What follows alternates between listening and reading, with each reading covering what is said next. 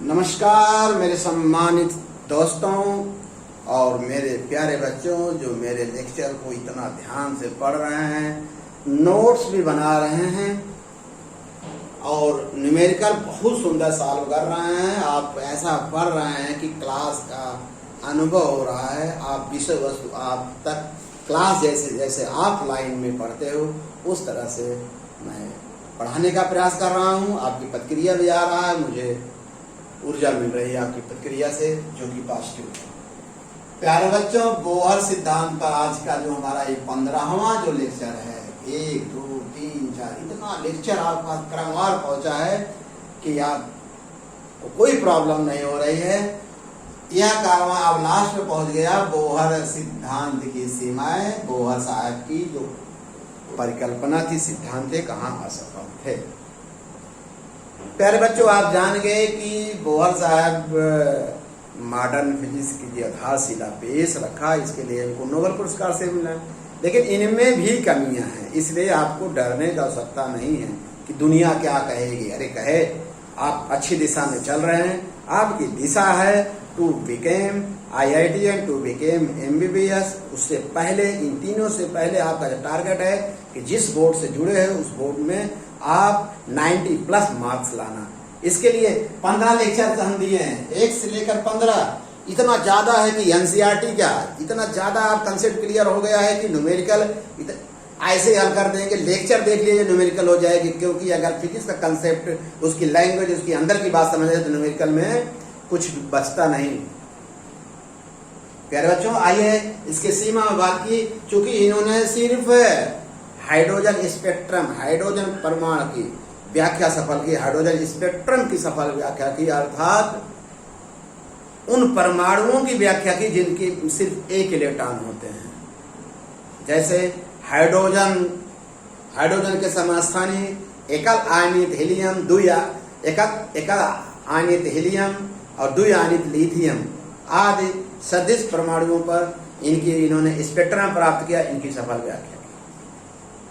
परंतु एक इलेक्ट्रॉन, अगर जटिल परमाणु जिसमें इलेक्ट्रॉनों की संख्या अधिक है, इसकी व्याख्या करने में इनको क्या हुई, कठिनाई महसूस हुई। या कह सकते हैं कि इसकी इन्होंने सफल व्याख्या नहीं कर पाई।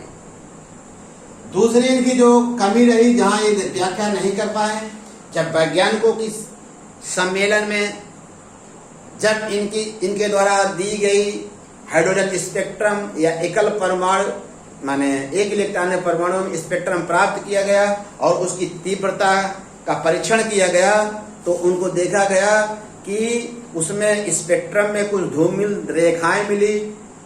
धूमिल माने मूर्छित, मूर्छित माने फेंट, कुछ लाइनें मिली। इसकी इन्होंने व्याख्या स्पष्ट कोई विवरण नहीं दिया था। कौन? बोहर साहब ने। दूसरी इनकी अगली जो कमी, जिसपे इन्होंने स्पष्ट व्याख्या नहीं दिया, जो स्पेक्ट्रमी रेखाएं उन्होंने दिया, बताया, खींचा हाइड्रोजन परमाणु के लिए या हाइड्रोजन परमाणु जैसे जो हाइड्रोजन सदृश जैसे जो परमाणु थे उन पर, कि इन स्पेक्ट्रमी रेखाओं की तीव्रता के संबंध में कोई सफल व्याख्या नहीं किया।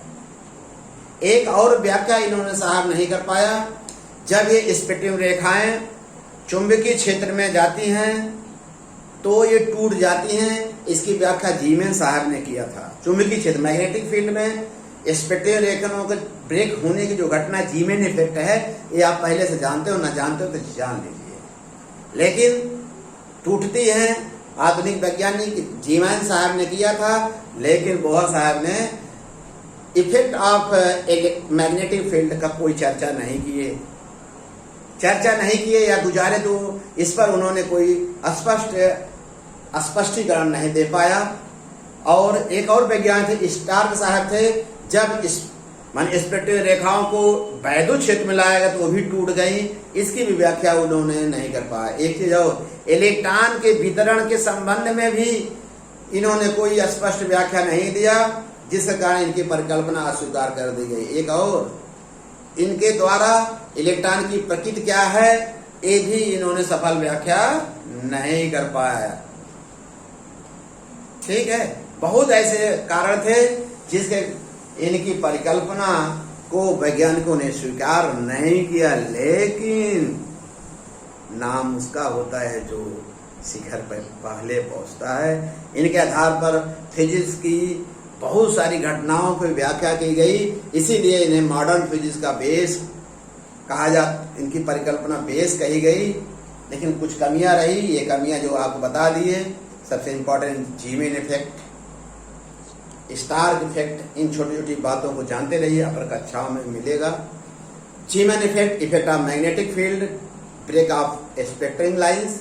Star effect, effect of electric field, breaking of string line due to electric field. बहुत सारी घटनाएं हैं जिसकी इन्होंने व्याख्या नहीं कर पाई थी। ओके बेटा, इसका नोट्स बना लीजिएगा, बढ़िया से तैयार कर लीजिएगा। अब ये चैप्टर समाप्त की ओर है, समाप्त हो चुका है। राजा भैया आपने इस चैप्टर को क्रमवार लेक्चर आपको पास पहुंचा है। ओके बेटा, नोट्स बनाइए, प्रस्तुत करिए, और जब मैं लाइन रहे हो तो जो भी समस्या हो पूछिए, मैं विराम समस्या को सॉल्व करूंगा। ओके।